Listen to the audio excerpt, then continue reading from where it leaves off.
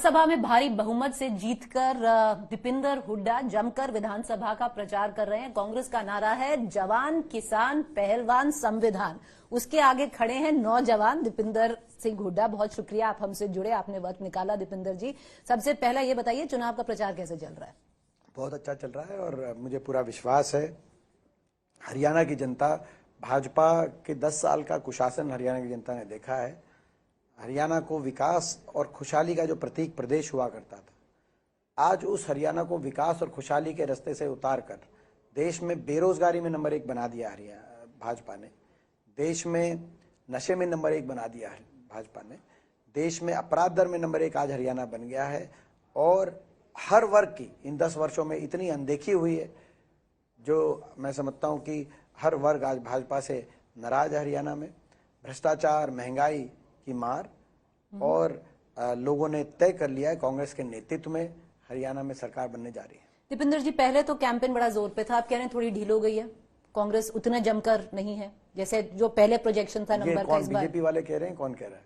आपको लग रहा है कि अभी भी बिल्कुल सही स्तर पर कैंपेन चल रहा है? मुझे पूरा विश्वास है। दीपेंद्र जी, एक वर्ग है और भाजपा तो जमकर हर रैली में कह रही है कि जो पार्टी हो गई है कांग्रेस, बापू बेटे की पार्टी हो गई है, जो भूपेंद्र सीनियर और आप दीपेंद्र जूनियर, और कहीं कहीं वो हुआ है मतलब रोहतक क्षेत्र में बहुत विकास हुआ, पर बहुत सारे और क्षेत्र हैं जहां पे विकास नहीं हुआ। उसका जवाब कैसे देते हैं? देखिए, ये आप समझे 10 साल से भाजपा की सरकार है, विकास हुआ नहीं हुआ वो भाजपा के ऊपर है। 10 साल जो आप समझे, अपना 10 साल की सरकार के बाद भी अगर भाजपा अपने काम बताने की बजाय हम पे निशाना साधने की कोशिश करे तो आप समझ सकते हैं कि भाजपा ने कुछ किया ही नहीं।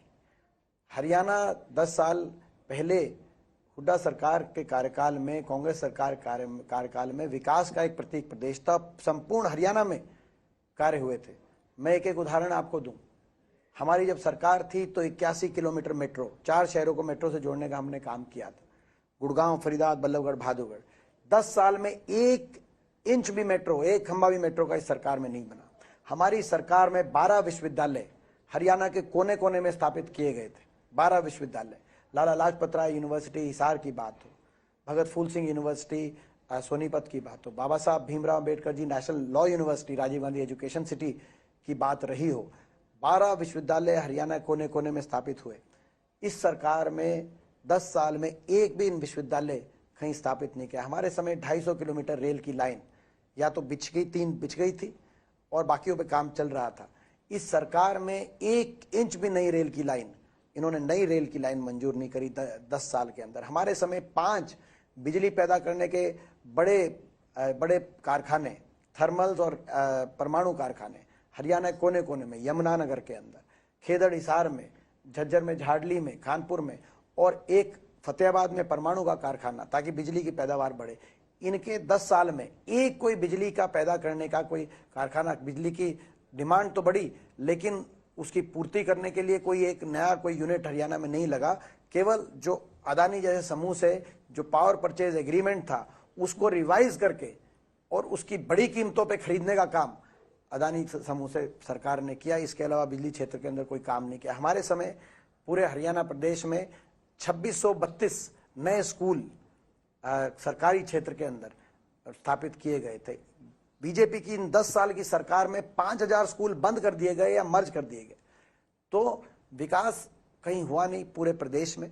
ये मैंने कुछ आपको एक फैक्ट, इसी तरीके से औद्योगिक निवेश है। तब हरियाणा कांग्रेस राज्य में प्रति व्यक्ति आय और प्रति व्यक्ति निवेश में नंबर 1 था। सबसे ज्यादा इन्वेस्टमेंट रेट हरियाणा में थी।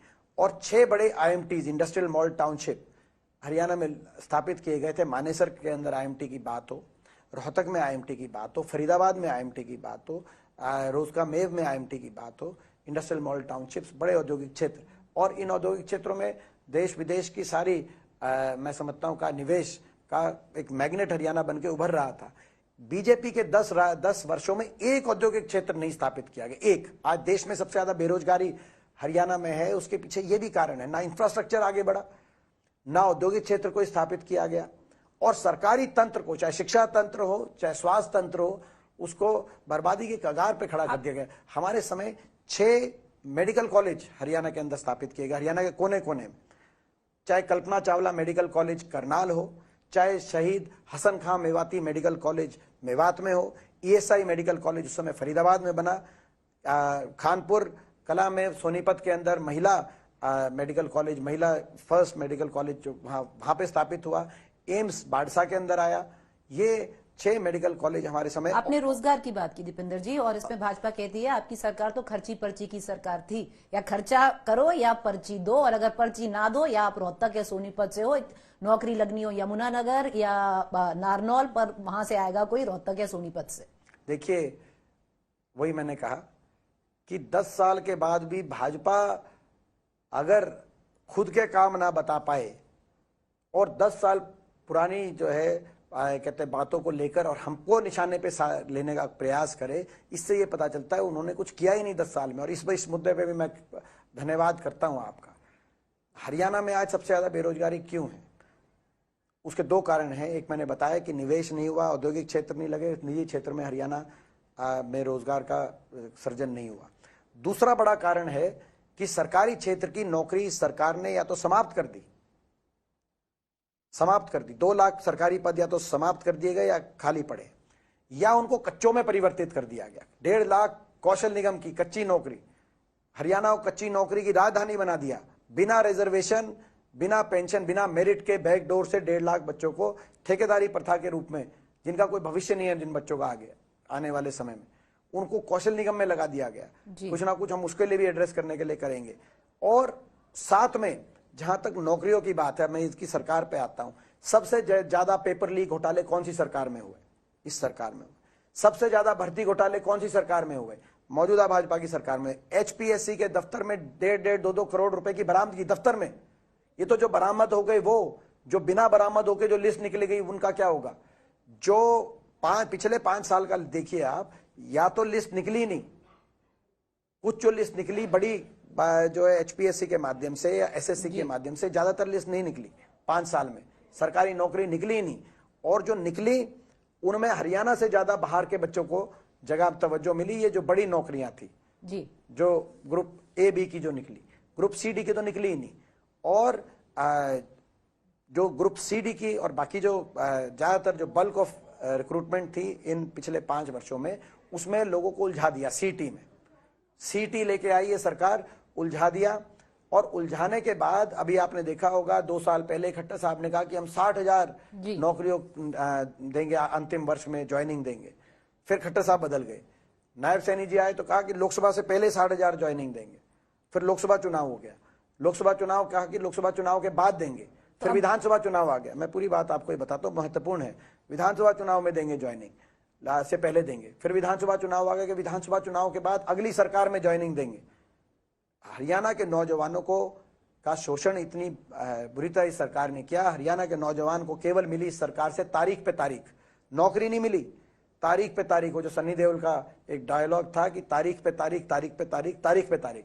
और कांग्रेस का हम संकल्पित हैं कांग्रेस की सरकार पे बनने पे जी, वो आपके मैनिफेस्टो में बनने पे, भर्ती विधान के माध्यम से, जॉब कैलेंडर के माध्यम से, पूरी तरीके से मेरिट पर नौजवानों को देंगे हम ज्वाइनिंग पे ज्वाइनिंग, ज्वाइनिंग पे ज्वाइनिंग, ज्वाइनिंग पे ज्वाइनिग। और 2 लाख पद जो इन्होंने समाप्त कर दिया, खाली पड़े हैं, तुरंत उन पदों पे मेरिट के आधार पर हम निष्पक्षता और पारदर्शिता से हरियाणा के नौजवानों को अवसर देना। दीपेंद्र जी, अगर मैनिफेस्टो की बात करें, बेहतर है ना ही करें, क्योंकि दोनों के बिल्कुल एक जैसे लगते हैं, आपके और भाजपा के। फर्क है। जैसे हम कह रहे हैं, पिछले 6 महीने पहले हमने कहा कि 500 रुपए में गैस का सिलेंडर, वो भी 500 रुपए में दे रहे हैं, लेकिन उन्होंने 10 साल तक 1,000-1,100 रुपए सिलेंडर पे रोटी पुआई। पर वो ये भी कह रहे हैं कि देखिए आपका मैनिफेस्टो तो ये फर्क, कर्नाटका में आप दे नहीं पाए, हिमाचल में आप दे नहीं पाए, ये वायदे हैं। सुनो 500 रुपए में हमने गैस सिलेंडर कहा लोकसभा से पहले कि राजस्थान में कांग्रेस की सरकार पे तर्ज पे, तब नायब सिंह जी ने कहा रेवड़ी बांट रहे हैं। खट्टर साहब ने कहा कांग्रेस रेवड़ी बांट रही है। वो रेवड़ी बांट रही है तो आपने भी अपने घोषणा पत्र में रेवड़ी गज्जक जो भी कोई नहीं, उन्होंने अगर वो रेवड़ी बांट रहे थे तो आपने अपने घोषणा पत्र में क्यों रखा?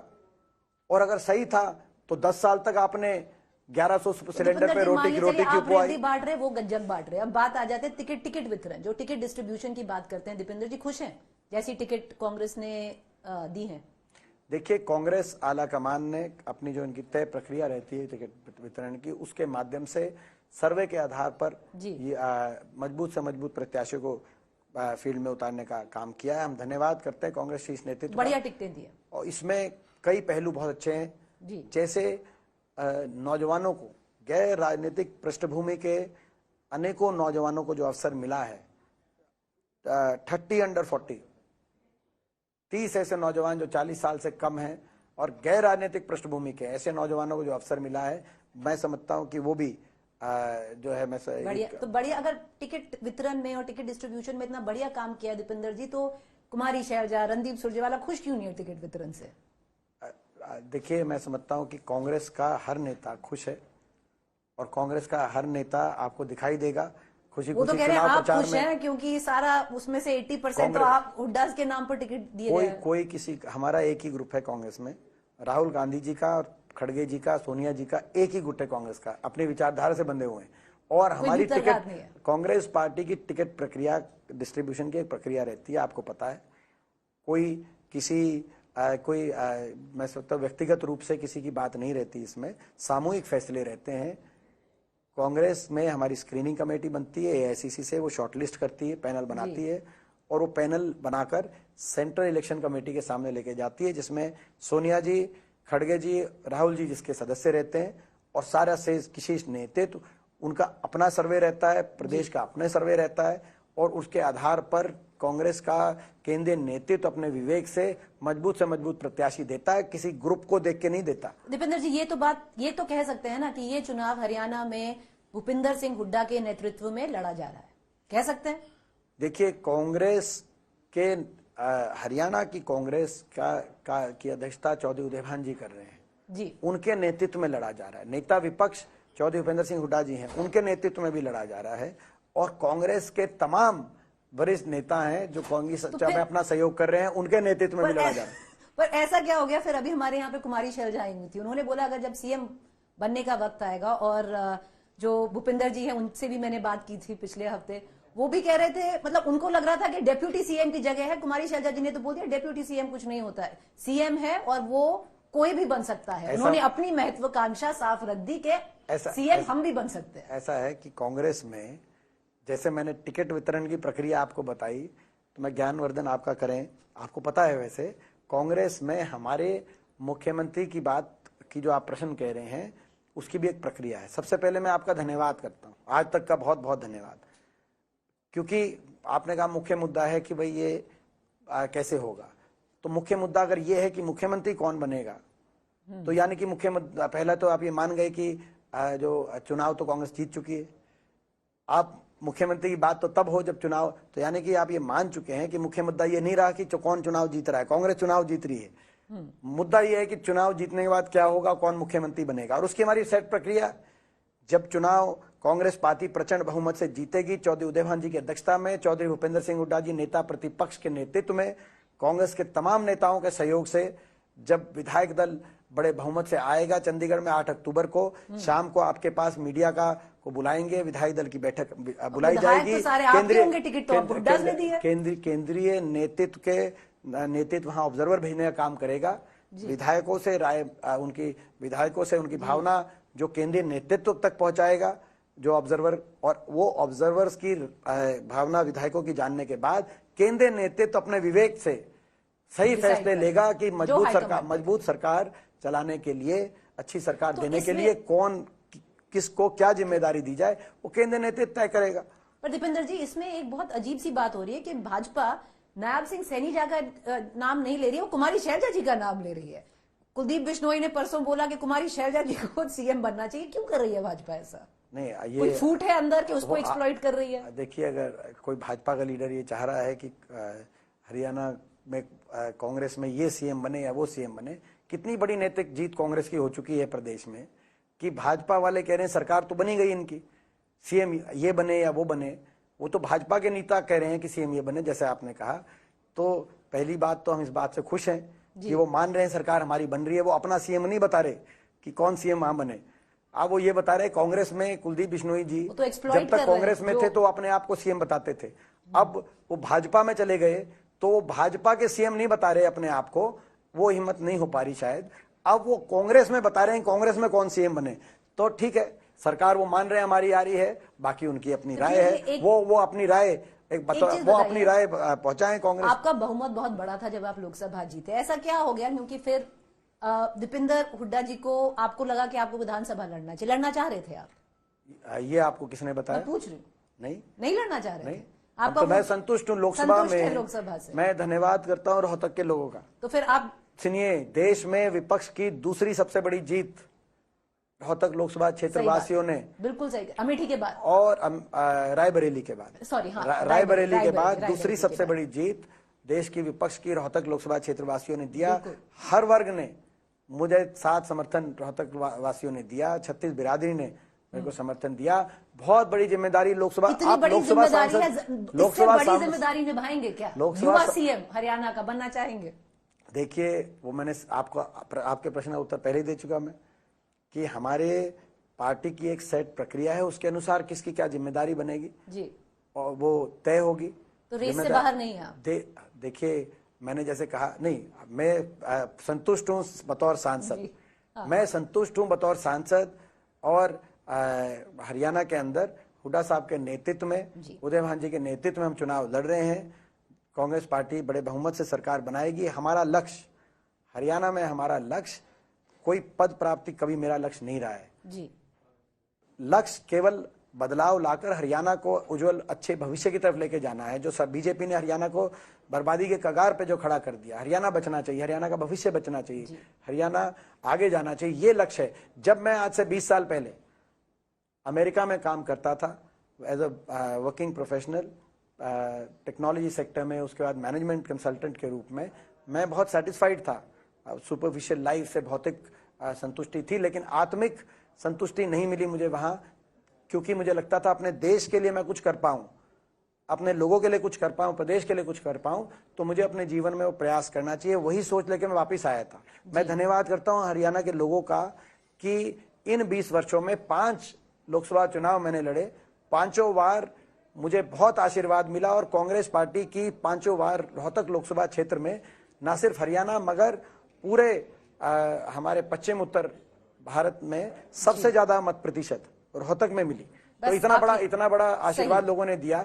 मैं तो अपना जो लक्ष्य लेके अमेरिका से वापस आया था, प्रतिदिन उस लक्ष्य की प्राप्ति देश, प्रदेश और अपने क्षेत्र की लोगों की सेवा में प्रतिदिन वो लक्ष्य प्राप्ति होती है। मेरे लिए यही लक्ष्य है कि अब हमारा प्रदेश के उज्जवल भविष्य के लिए बदलाव जरूरी है और कांग्रेस की सरकार जरूरी है, और उस लक्ष्य प्राप्ति के लिए हम प्रयास कर रहे हैं। और आने वाले समय में मुझे पूरा विश्वास है। बाकी आप ये प्रश्न करके, मुझे लगता है प्रीति जी, आप भी कहीं ना कहीं घर में लड़ाई कराने की तैयारी कर रहे हैं। मेरे इंटरव्यू किया था आपके पिताजी का, उन्होंने साफ बोला, देखिए प्रीति जी, मैं नादर टायर्ड नॉर रिटायर्ड। फिर मैंने उनसे ये भी पूछा कि अगली नेक्स्ट जनरेशन, क्योंकि 77 इयर्स के हो गए हुड्डा साहब, अब नेक्स्ट जनरेशन कब आएगी? उनका वक्त आएगा, अब वो वक्त कब आएगा? आप हमारे देश और हमारे प्रदेश की संस्कृति से वाकिफ हैं जी।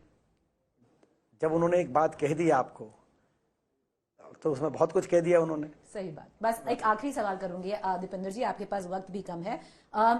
बहुत लोग जानना चाहते हैं कि जब विनेश को कैसे लाया गया, क्या वो खुद आना चाहती थी, क्या आप एक कैटलिस्ट बने कि आपने उन राजनीति में देखिए, ये उनका स्वयं का निर्णय था जी, और हमने उनकी न्याय की लड़ाई में ईमानदारी से साथ देने का काम किया, और कांग्रेस पार्टी ने साथ देना का काम किया, मैंने साथ देने का काम किया। उसके बाद जब ओलंपिक में जो हुआ वो आपने देखा, उनकी फीलिंग्स हर्ट हुई, और उन्होंने दुनिया को साबित किया, जो लोग कह रहे थे कि चले हुए कारतूस हैं, उन्होंने उनको गलत साबित किया, ओलंपिक फाइनल तक पहुंचे जी।